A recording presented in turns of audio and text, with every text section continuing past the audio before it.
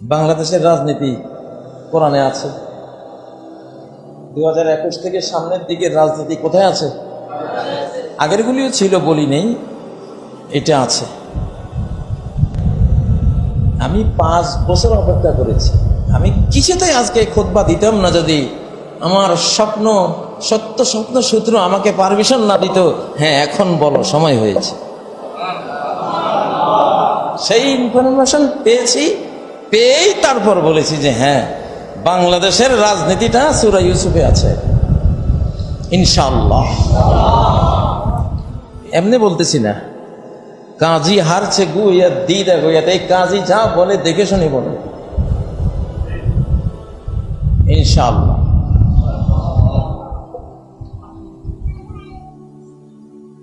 আমি বাংলাদেশ নিয়ে ইদানিং অনেকেই ভাবেন, আমি তাদেরকে আজকের খুতবাটা উপহার দিলাম যে একজন ইউসুফ খুঁজে বের করুন, একজন ইউসুফকে খুঁজুন, ইউসুফকে খুঁজে বের করুন। সেই লোক আমি না, অবশ্যই আমি না, মেসেজ দিয়ে যাই, সেই লোকটা আমি না, হয়তো কারো ধারণার আশপাশেরও কেউ না, কল্পনারও বাইরে হতে পারে, এমনই হয়। সূরা ইউসুফ এটা হলো একটা ট্র্যাজেডি সূরা। বিশ্বের সর্বশ্রেষ্ঠ যদি কোনো জীবন ঘনিষ্ঠ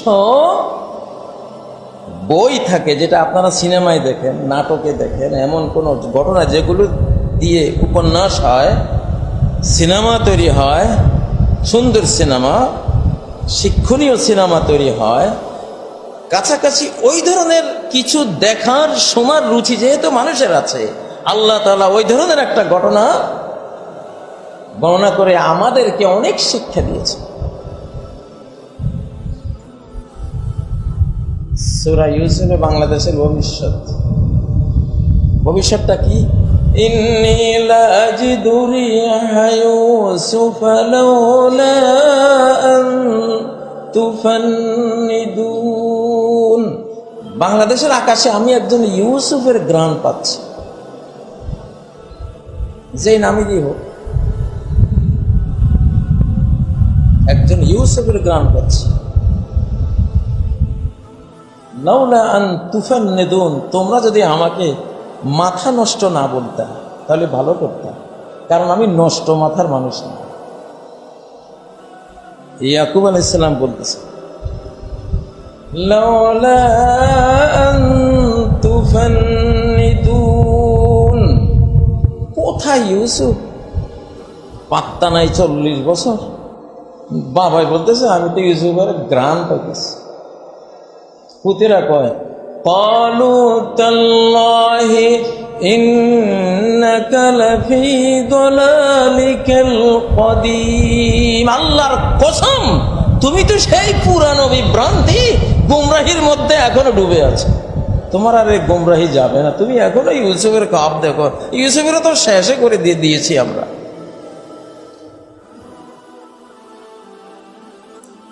এমনি বলতেছি না, কাজী হারছে গুইয়া দিদা গুইয়াতে, এই কাজী যা বলে দেখে শুনি বলে ইনশাআল্লাহ।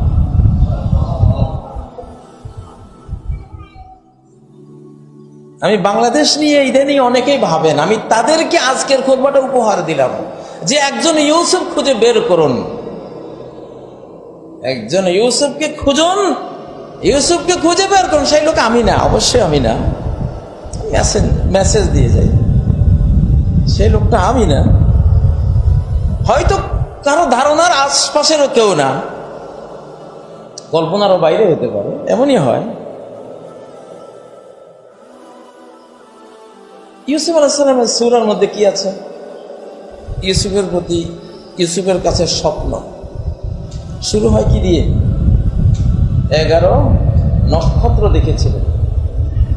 ইন্নী রাআইতু আহাদা আশারা কাওকাবা, 11টি নক্ষত্র আমি দেখেছি। ওয়াশ-শামস ওয়াল কমর, আর দেখেছি সূর্য আর চন্দ্র। কি দেখেছি? রাআইতুহুম লি সাজিদিন, দেখেছি এরা আমাকে সেজদা করে আছে, স্বপ্ন দিয়ে শুরু।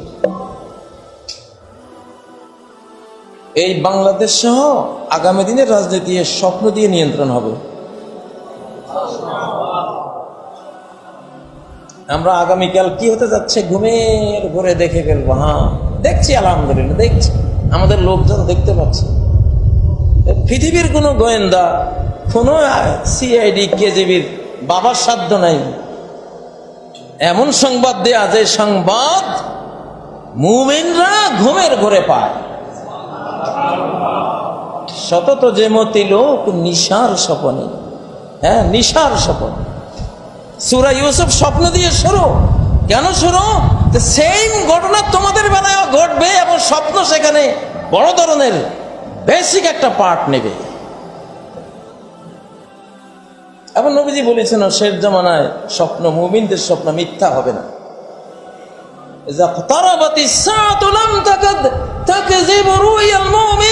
যখন কিয়ামত ঘনিয়ে আসবে মুমিনের কোন স্বপ্ন সহজেই মিথ্যা হবে না। কারণ আশপাশের সব মিডিয়া মিথ্যা বলে, বিশ্ব মিডিয়া মিথ্যা বলে, প্রতারণা করে, লালকে সবুজ বানায়, সবুজকে লাল বানায়, সাদাকে কালো বানায়, কালোকে সাদা বানায়, নিরপরাধকে অপরাধী বানায়, শান্তিপ্রিয়কে জঙ্গি বানায়। বানায় কিনা? ওই মিডিয়ার প্রতি আল্লাহর আস্থা নাই। এই জন্য আল্লাহ তাআলা নবুয়তের 46 ভাগের 1 ভাগ ড্রিম মিডিয়া, স্বপ্ন মিডিয়া মুমিনদের জন্য আল্লাহ রেখে দিয়েছেন। আলহামদুলিল্লাহ।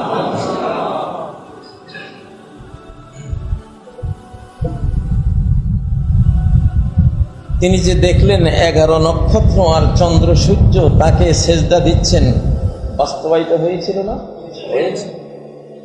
তার 11 ভাই, 11 নক্ষত্র আর চন্দ্র সূর্য তার মা বাবা। তৎকালে নিয়ম ছিল রাজাদের সিংহাসনের সামনে গিয়ে এভাবে মাথা নত করা, এটাই সেজদা। মাথা নত করলে সেজদা হয়।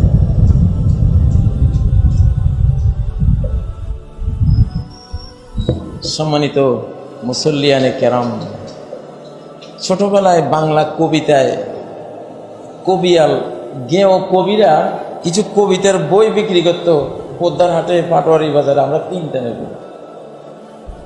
এগুলির শুরুটা এমন হতো, ওগো দয়াল রহমান কে পারে বুঝিতে তব শান, নাকি যেভাবে শুরুটা খুব আকর্ষণীয়। ওগো দয়াল রহমান কে পারে বুঝিতে তোমার শান। আসলে তো আল্লাহর শান বুঝার ক্ষমতা আমাদের নাই। অনেকের কাছে ঘোরের মতো লাগছে যে কাজী সাহেব কি বলছে আল্লাহ জানে। আমি তো বারবার এই জন্য বলতেছি, আমি দেখেই বলতেছি, না দেখে বলছি না। বাংলাদেশের যারা ভবিষ্যৎ নিয়ে ভাবেন তারা সূরা ইউসুফের মধ্যে খুঁজে পাবেন ভবিষ্যৎটা কোন দিকে যাবে ইনশাআল্লাহ। 40 বছর পরে বোঝা গেল ইউসুফের স্বপ্নটা কেন ছিল। 40 বছর পরে বোঝা গেল ভাইরা যে হিংসা করলো, হিংসা করে তাকে কূপের নিচে ফেলে দিল। এটা কেন আল্লাহ করতে দিয়েছিলেন? কূপের তলা থেকে তুলে তাকে আবার অল্প কয় টাকায় ভাইয়েরা বিক্রি করে দিল।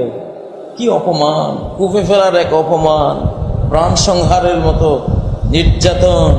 সেখান থেকে তুলে আবার অল্প পয়সায় বিক্রি করে দেয়া। وشروه بثمن بخس دراهم معدودة وكانوا فيه من الزاهدين। তারা তাকে অল্প কয় টাকায় বিক্রি করে দিল, তাও টাকাগুলো অচল, ত্রুটিযুক্ত টাকা। আর তারা ইউসুফের বিষয়ে মিনাজ জাহিদিন, তাদের কোনো আগ্রহ নাই। এই ধরনের তারা অবমূল্যায়ন করে ইউসুফকে অল্প টাকায় বিক্রি করে দিলেন। তার স্বাধীনতা বিক্রি হয়ে গেল। তিনি একজন স্বাধীন সন্তান, তার স্বাধীনতা কি হয়ে গেল? বিক্রি হয়ে গেল। তারপরে মিশরের বাজারে আবার তিনি আনিত হলেন, সেখানে আবার বিক্রি করা হলো বিশাল মূল্যে। সেখান থেকে আবার আজিজে মিসরের বাসায় নেওয়া হলো। আরেক বিপত্তি, জুলাইখা তার প্রেমে পড়ে প্রেমের প্রস্তাবে ব্যর্থ হয়ে কি বলল? মা জাযাউ মান আরাদা বিআহলিকা সুআ, আপনার স্ত্রীর সাথে যে খারাপ কাজের পরিকল্পনা করেছে তার সাজা কি হওয়া উচিত? আমার স্বামী, আপনি বলেন। দেখছি আমাদের এই যুগেই তো দর্শন করে একজনে, মামলা খায় আরেকজন। সেই ইউসুফ আলাইহিস সালামের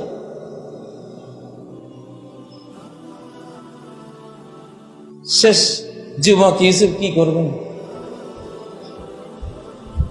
প্রায় 7 বছরের জেলখানার কষ্ট সইলেন। এই যে হিংসা, ভাইয়েদের হিংসা, বিদ্বেষ, ইউসুফকে দেখতেই পারে না বাবার কাছে সে প্রিয়। অতএব ইউসুফকে রাখা যাবে না, হয় খুন করতে হবে আর না হলে কূপে ফেলে দিতে হবে। ভয়ঙ্কর হিংসা, হিংসার আগুনে ইউসুফকে জ্বালানো হলো। এরপরে কূপে নিক্ষিপ্ত হওয়ার কষ্টে তাকে নির্যাতন করা হলো। তৃতীয় দফায় তাকে অল্প দামে অপমান করার জন্য বিক্রি করা হলো। চতুর্থ দফায় আবার মিশরে তিনি কাফেলার দ্বারা বিকৃত হলেন। পঞ্চম দফায় বিশাল জুলাইখা চক্রান্তের শিকার হয়ে জেল, জরিমানা, অপমান, অসম্মানের শিকার। বহু বছর পরে দেখা গেল এর প্রত্যেকটি কাজ ছিল ইউসুফকে ক্ষমতায় নেয়ার রব্বানি প্রক্রিয়া। ইউসুফকে আল্লাহ ক্ষমতা দেবেন, আজিজে মিশরের রাজত্ব তাকে দেবেন। এই পর্যন্ত যা হয়েছে এতদিন মানুষ দেখেছে, আহারে ইউসুফ কত দুর্ভাগা। ভাইয়েরা হিংসা করে বহিষ্কার করলো, বাড়ি থেকে বের করে দিল। ইউসুফের কত কপাল খারাপ। বাবা কাঁদে, মা কাঁদে, আহারে ইউসুফ কত দুঃখ লইয়া দুনিয়াতে আসছে। এরপরে আবার কূপে ফেলে দিল। ইউসুফের ভাগ্য আরো খারাপ। এরপরে অল্প দামে বিক্রি, ভাগ্য আরো খারাপ। মিশরে গিয়ে এবার জাতির কাছে বিক্রি, স্বজাতির কাছে তো বিক্রি নেই, আরেক জাতির কাছে বিক্রি, ভাগ্য আরো খারাপ। এরপরে জুলাইখা, ইউসুফ কি বলছিল জুলাইখা আমার সাথে প্রেম করো, আই লাভ ইউ বলছিল নাকি? কিছুই তো বলে নাই। উনি ওনার ইউসুফি ফুলের মতো, জমজমের মতো পবিত্র চরিত্র নিয়ে তিনি সেখানে, তার পিছনে জুলাইখার লেগে সেই জেলখানায় নিয়ে গেল। আহার, সবাই ইউসুফের কপালটাই খারাপ। আল্লাহ তো হাসতেছে, আল্লাহ ইউসুফ আমি তোরে যে সম্মানটা দেব, এই কষ্টের গিরিপথ, কষ্টের এই পারাবার, কষ্টের এই সমুদ্র পাড়ি না দিয়ে যদি ওইখানে ওঠো, মানুষ থাকবে না, তুমি পারবা না, নষ্ট হয়ে যাবা। এই জন্য কঠিন প্রশিক্ষণের পর প্রশিক্ষণ, তাই না? হিংসার আগুন সহ্য করার ধৈর্য তুমি শিখেছ, 1 ডিগ্রি পেলা। আবার কূপে পড়ার পরেও ধৈর্য হারা হয়নি, আরেক ডক্টরের ডিগ্রি পেলা। সেখান থেকে মান অপমান ছিন্ন করে, ক্ষুণ্ণ করে তোমাকে বিক্রি করে দেওয়া হলো। আরেক ডক্টরের ডিগ্রি পেলা, সেখান থেকে আবার বিজাতির কাছে বিক্রি হলো। আরেক ডিগ্রি পেলা, সেখান থেকে আবার জেলখানায় নির্যাতিত হলো। আরেক ডিগ্রি পেলা। এতগুলি ডিগ্রির পরে ইউসুফ এবার বসো, সিংহাসনে বসো। মাসাইবুল মুমিনিনা লিদ্দাফে আও লিররাফে, মুমিনদের বিপদ 2 কারণে আসে, তাকে ধাক্কিয়ে ধাক্কিয়ে আল্লাহর দিকে নিয়ে যাওয়ার জন্য আসে, আর লিররাফে তাকে উচ্চ আসনে আসীন করাবার জন্য আসে। আল্লাহু আকবার। আবারও বলি, ইন্নী লা আজিদু রিহা ইউসুফ লাউলা আন তুফান্নিদুন, আমি ইউসুফের ঘ্রাণ পাচ্ছি। তোমরা যদি আমাকে মাথা নষ্ট না বলতে কতই না ভালো হতো। কিন্তু বলবা, তোমরা বলবা ক্বালু তাল্লাহি ইন্নাকা লাফি দালালিকাল কাদিম, আল্লাহর কসম কোনো সন্দেহ নাই তুমি তোমার সেই আগের গুমরাহি, বিভ্রান্তি, ভ্রষ্ট পথার মধ্যে এখনো ডুবে আছে। কিন্তু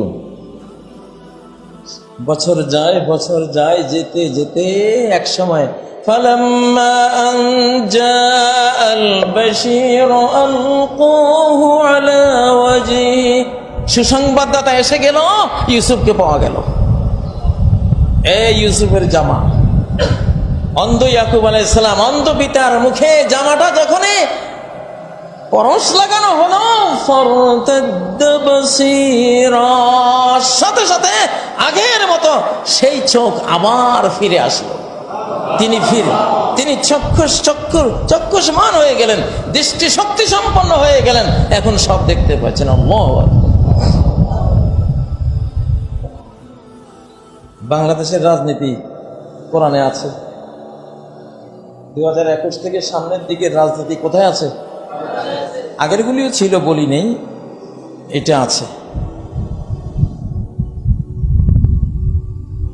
আমার শিশুকালে দেখতাম আমার বাবা কোরআন পড়ে টড়ে বন্ধ করে বলে, রে আর সময় নাই রে। আবার পড়ে টড়ে কোরআন বন্ধ করে কয়, এরে আর সময় নাই রে। কি সময় নাই রে এটা কিন্তু বলতো না। আবার পড়ে বন্ধ করে চুপ করে থাকে, এরে আর সময় নাই রে। 3-4 মাস পরে থেকে ঠিকই বিশাল ঘটনা ঘটে যাচ্ছে। আল্লাহু আকবার। কোরআন আয়না, স্কিন, কিসের CNN, কিসের আল জাজিরা? সমস্ত আল জাজিরা হলো কোরআন, সমস্ত CNN হলো আল কোরআন। বাংলাদেশ টেলিভিশনের বাবা বাংলাদেশ টেলিভিশন হলো আল কোরআন। এখানে লক্ষ্য করুন, লাকাদ কানা ফী কসাসিহিম ইবরাতুল লিউলিল আলবাব। যদি জ্ঞান থাকে তারা এই সূরা ইউসুফকে টেনে ইবরা বানাবে, ক্রস করে এই বাংলাদেশে এনে দেখে নেবে যে কি করতে যাচ্ছে সামনে, ইনশাআল্লাহ।